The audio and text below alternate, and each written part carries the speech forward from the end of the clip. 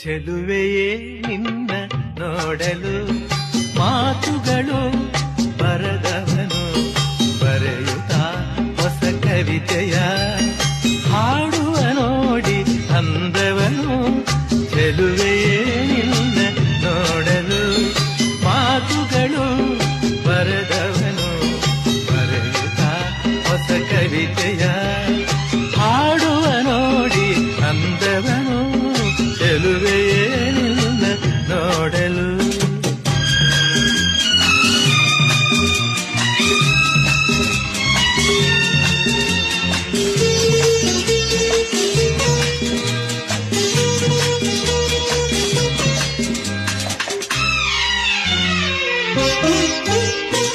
ನೀ ನಗುತ್ತಿರೆ